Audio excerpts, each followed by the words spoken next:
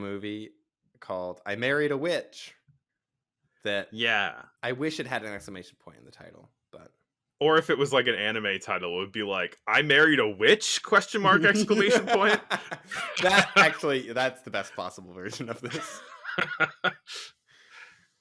Yeah, with like several exclamation points and question marks afterwards. Yeah. Not This not is the most notable or important movie of 1942, but it seemed fun, so we watched it. yeah, you know what the funny thing is, like I was rather disappointed with this movie, to be honest, but like I think that it is informative to watch just a kind of like run of the mill movie from this from Yeah, our eras as well, right? and Like not like a classic of great cinema, but just like, oh, okay, well, I saw that. I watched The Fall Guy and I had a good time, you know. right. I think The Fall Guy is probably better than I Married a Witch, but It's much better than I Married a Witch. Yeah, it I like The Fall Guy a lot more than most yeah, people. I thought Fall Guy was great, but yeah, I Married a Witch is it does kind of feel like sort of more of a just like standard. This was also playing at the time. This was just an this wasn't one of the great classics. This was just one of the normal ones. Yeah. And Criterion tricked us by releasing it and into thinking that it is a You great tricked classic. us. I guess it is probably the most notable thing about it is that it stars Veronica Lake, who was Mhm. a big star, kind of flash in the pan star. Like she didn't really have a career post 1940s. Like a lot of I was like thinking up actors from this time period, and like so many of them died when they were in their 50s, which is crazy. Yeah, they drank a lot of Yeah, booze. I mean Veronica Lake was like apparently a raging alcoholic and died from liver disease, which like is very sad. But yeah, I'm like every time I look up why these people died so young, it's like, oh yeah, they smoked 18,000 cigarettes a day and drank 4 bottles of whiskey before 10 a.m. It's like, oh, okay, yeah. Uh, I mean that'll do it. This feels a lot like it's like a proto Bewitched I in also some thought the ways. same thing for sure. Also, I feel like we got to mention that Veronica Lake is basically Jessica Rabbit in terms of how she looks and her like hairstyle. Huh. Yeah. I guess I need to see her in like a kind of I mean, I need to she see it doesn't in a have the absurdly exaggerated, body proportions of Jessica Rabbit, but definitely Jessica Rabbit's. I think like hair and face design hmm. are inspired pretty heavily by Veronica Lake. Yeah, I mean, this movie also has Frederick March, who we've seen in a Yeah, number of movies so far, classic comedy and star. Frederick March apparently said a not too kind thing about about Veronica Lake in Yeah, regard to that, calling her a brainless little blonde sex pot void of any acting ability.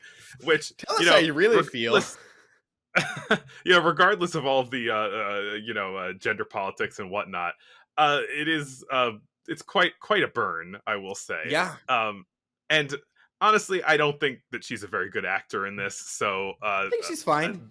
I yeah, I don't know. I didn't think she was doing a great job. I was charmed. I feel like this movie is so kind of like light and kind of fluffy and a little kind of frivolous feeling anyway that it is like it's I don't know what else I would expect from any of the performances in it. Yeah, fair. I wish that this movie like that I was a little more sold on the romance in this movie. Hmm. Um and I wish I was a little more sold on the comedy in this movie, I guess. It Like, definitely feels sort of a piece and it is like tonally in terms of the style of humor in it feels like it's going for a very similar thing to a lot of the other screwball comedies that we've watched like Lady yeah. Eve or Bringing Up Baby, but it's just not as well made as those really. It doesn't feel like it has the doesn't have the the je ne sais quoi of those, Je ne sais.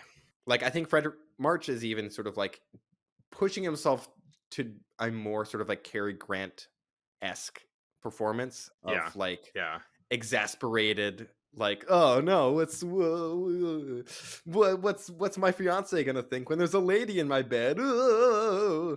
Yeah. And he doesn't. I mean, he's not nearly as cartoonish as Cary Grant is, and I think had this movie starred like Cary Grant and Katharine Hepburn or other people, it probably would have been This would have been so much incredible. better. Right. But then, that's like they can't all be winners, right? I think this movie is perfectly enjoyable. Like I had fun watching this. Yeah, I think that like there maybe I am left with a bit of a bad taste in my mouth of this movie, specifically because like the beginning of it I think is pretty solid, but then there's a turn partway through the movie where it kind of turns from a comedy into a romance, Mm, into a romance, and I right. think that that second half does not work that well. Like the first half I think is really intriguing, where like the setup is basically that there was a guy in pilgrim times who burned a witch at the stake and sealed her and her her sorcerer father Warlock, I inside believe of an warlock oak is the tree. correct nomenclature on that. I don't think they use that I don't. I nomenclature in the think they say movie though. sorcerer in the movie. Yeah. Also, apparently, pre Harry Potter, there might have been. I think that like the genderization of witch and warlock, witch and wizard, is like I've heard is kind of a post Harry Potter thing Well, I mean, where it right, like wasn't so. lots of people have were like accused of witchcraft who were men. Like witch as a like purely feminine word, I think is also a little bit a more modern thing. I Mhm. think in the olden times it was like anyone who did spells, you were a witch. Yeah.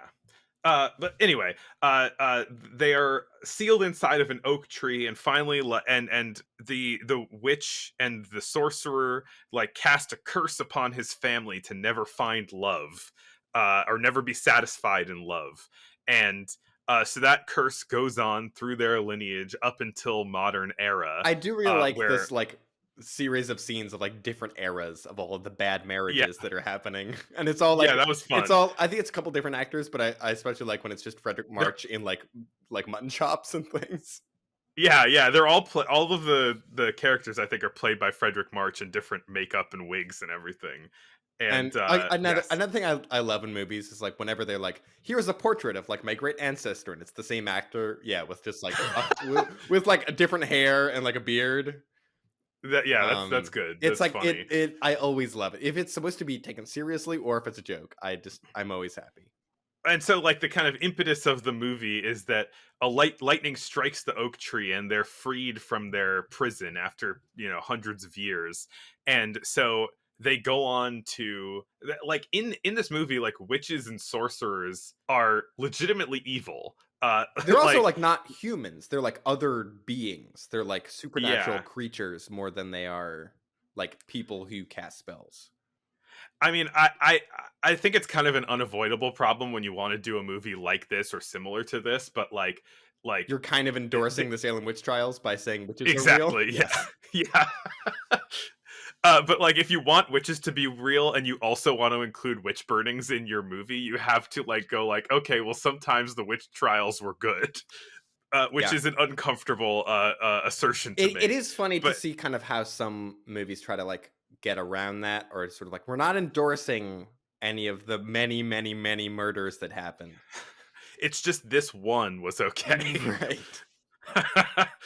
But so they start out the movie basically like, all right, time to wreak some more havoc. Let's light a building on fire. Let's go find this guy who's the descendant of the people who the guy who burned me, and we're just going to ruin his life. Like, let's think about a way to make his time bad.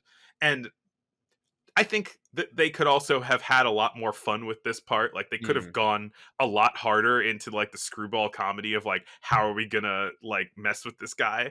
Um, but anyway, I think that it is interesting what that like her angle of how she's going to like mess with him is she's going to instantiate herself as a sexy lady and then basically like violently manic pixie dream girl him. Manic witchy dream girl. Man, she's a manic witchy dream girl, but like rather than it being like this kind of poor writing experience, it is her using those kind of like that the kind of susceptibility to manic pixie dream girls of guys in movies and uh and like using it to like harass and hurt him as much as she can, Mm. which I think is a sort of an interesting use of that trope, even though it's only barely Right. a trope at this point. Right. It's like it's kind of just like the trendy way to do a romance movie when this comes out, which is kind of funny. Mhm. Yeah, that's definitely the more enjoyable part of the movie when it is more. It's more screwball. It's more wacky. It's more about like what kind of crazy gags are going to happen. There are some crazy gags later in the movie, but right, because even then, the actual like the turn I think that you're talking about in the romance is when she tries to give him a love potion so that he will like permanently fall in love with her instead of his fiance, but then she drinks it by accident instead. So then she Which falls is in a love with great him. gag. Yeah, it is a great gag. I thought it was really funny when it swapped around to Yeah. her drinking the love potion, but then it just doesn't work after that point. But then it also is like this romance is built on this sort of like literally magic. It's just like, oh yeah, these people have no reason to actually like care about each other, but then because magic happens, now they suddenly do. Right. And so it feels a little shortcutty, maybe, even though it is a very funny gag in the scene. And then I don't know, there's some of the bits later with like the I really like the kind of wedding set piece where it like The wedding singer they bit they is keep good. starting the wedding and the singer keeps singing the same song to like get the wedding started again like 8 times, and it gets funnier and funnier every time. So by the last Kind song, of like people are they like, did that bit in Spaceballs too, so that might be a lot that of might be a like bit of a proto callback. Mel Brooks stuff in the early 40s. I mean, this is another movie that does have a lot of like cats equal femininity equal like supernatural, Hmm. which is kind of funny that like both this and cat people have just like that in common with each other, like that those things, which I guess are like there are roots to that that wasn't invented in 1942. I just think it's interesting that like that's so ubiquitous, I guess, that it's like cat so supernatural and feminine. Even male cats, like there's just like connotations to it. Yeah, I mean, I'm sure. Like, I think that the association with cats and witches had already kind of been, Yeah, established, and yeah, there's and then like I mean, cats and the supernatural, I think probably might even go back to like ancient Egypt. I think there's like yeah. cats and the afterlife and all that jazz. Well, there's the Mummies, cat mummies. there's just the kind of cliche gender kind of associations that have existed in a long time of cats are feminine and men are dogs. Men are from Mars and women are from Venus. The only other thing that I have to say about this is that there's a point where they are shocked at the differences in the world as they have kind of arrived in the 1940s from the 1600s or whatever. And so they are floating around as like mist spirits or something. And they happen across 2 people outside of a party that have some dialogue that is loaded up with 40s slang, specifically because it's like, this is confusing the people from old. This is like feels very out of touch, or it feels very different from the way that they understand the English language. But then us looking back at it, it is also very different. Want to feel old? So, we're as far from the 1940s as the 1600s were. And the words they say are incredible. They say, "What's knitting, kitten? Would you like to cut a rug?" And then she says, "Let's ditch these ickies. How about we go to heaven in your jalopy?" And then he says, "That's solid, Jackson. Now you're cooking on the front burner." But I know what all of that means, so I don't know what that says about me. What's knitting, kitten is very good. It's great.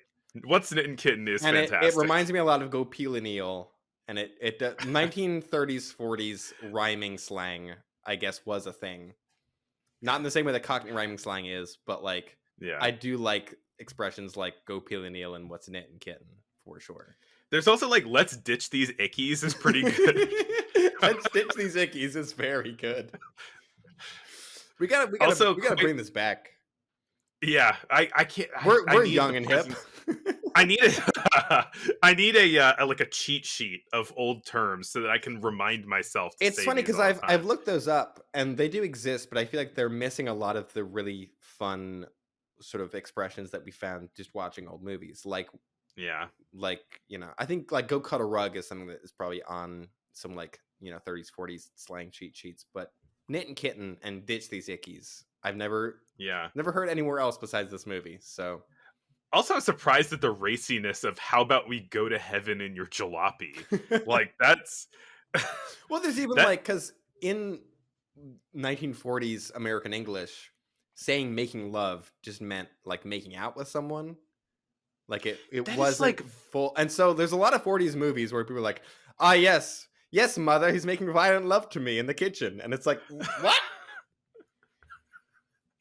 I it's like it it wasn't is as so it didn't mean as much in the 1940s as it does now. So see that is I'm a little uncertain about that because I had kind of heard that, I've started hearing that in this context and I was like, "Oh, I guess it just means making out."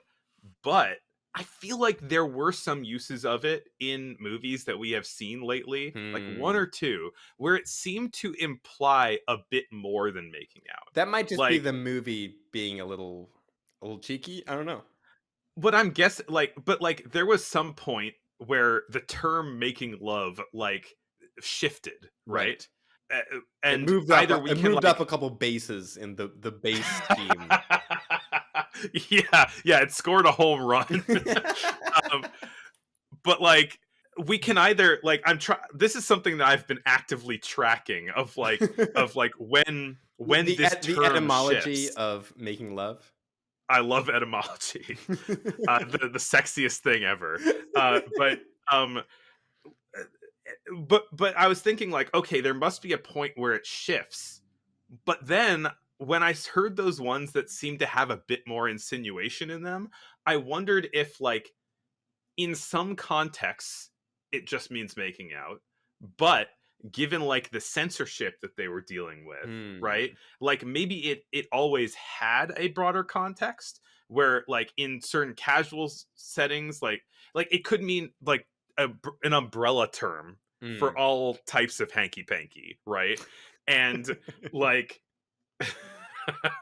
and and so maybe like they were able to kind of get away with a lighter insinuation under the code, Hmm. but then but like it always kind of implied like a larger scope of what things were. Anyway, certainly by the 60s it meant sex, and that's only 15-20 years from now. So Hmm.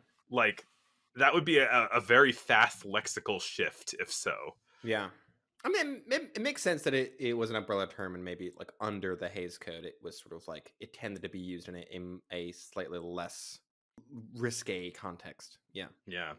I'd like to look this up, but probably looking up the history of making love is not going to You find me the results that got I'm to use looking for. quotes.